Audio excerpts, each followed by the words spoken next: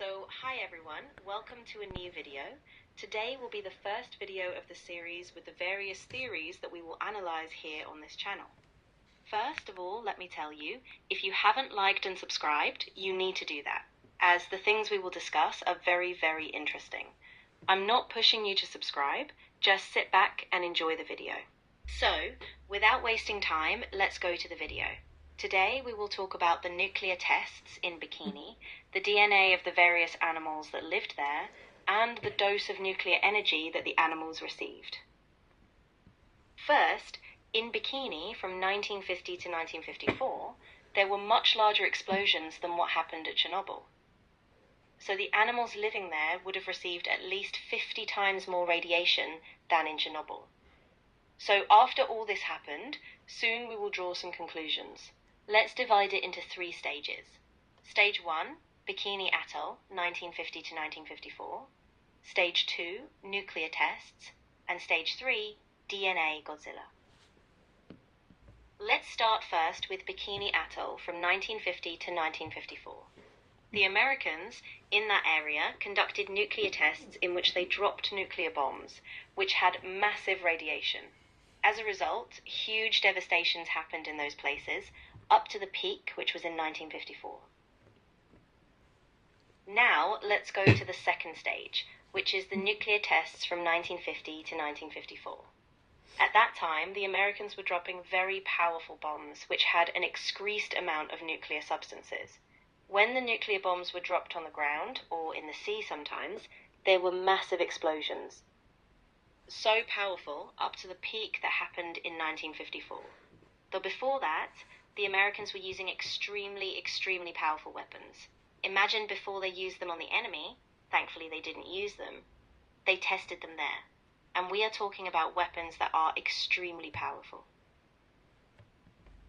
Let's now move on to DNA and the largest stage from the previous 2 that we have done so far. Here we will talk about the nuclear mutation of DNA and how nature can recover in places where nuclear energy hits hard. The worm then over there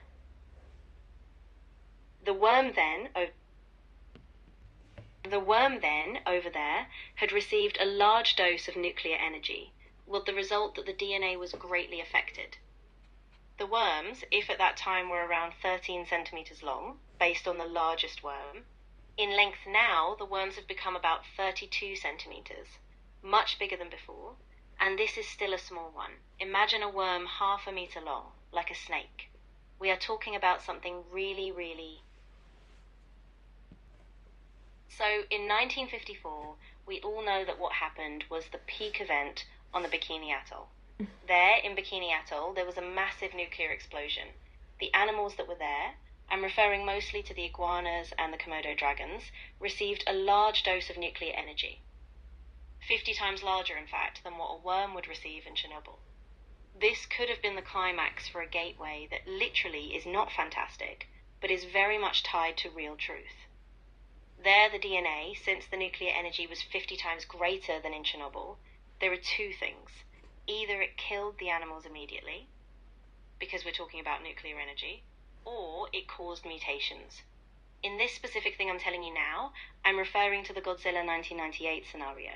It's a very well-preserved scenario, which, if you think about it a bit in reality, makes sense based on scientific data. If we say that in Chernobyl the worms got 30% radiation from all that happened there, then in Bikini they got 50% radiation from that. Maybe even more. So what I want to explain to you now is that after in Chernobyl the worms received this relatively small amount of radiation, imagine in Bikini where the iguana got double the amount, almost double the dose. Imagine what effects that could have had. And now I will talk to you about that as well. It could create, from this result, a huge number of species. Species that we can't even imagine. Imagine a large iguana. Imagine something like Godzilla 1998. Imagine everything. Because we have explored nothing. The area since 1954 is unmapped. The only images we have are from satellites. No one can see there. It's very difficult for someone to go there, and we still don't have the proper equipment to get there. So imagine everything. And one thing that will be certain is that it is thermal. When you step on the ground, along with the DNA that you leave behind, because in everything, let's say if a person steps on the ground barefoot, they will have a small dose of DNA left on the ground, because the body emits radiation. The same happens with animals. Also, the radiation that this animal would emit, since it has nuclear energy inside it, would be much greater than it would be for a normal animal, which means that when it steps down, it leaves radiation. And this is very, very fantastic for our discussion here. Also, I don't want to make it seem like we actually want to create a real Godzilla, but when this animal opens its mouth, obviously most of the time it would expel, like, radiation. Not what we see in the movies, like fire and all that, but it would come out like air, like, us when we breathe in. Humans, when we exhale, it would come out as air. That, along with what it would emit radiation, which means that any animal in the nearby radius, right in front of this substance, would probably die, because it would be very, very strong and lethal, one could say. So that's what we know so far about this specific theory, the Godzilla theory of Bikini, according to the nuclear tests back then.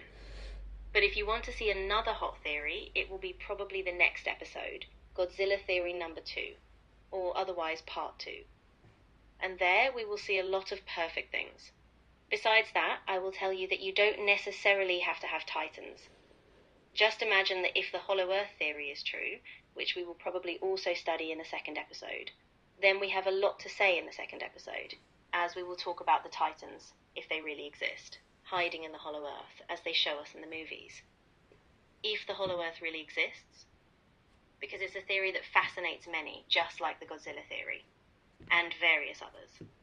If you liked it, don't forget to like, subscribe, and I'll see you in the next video. From me, bye.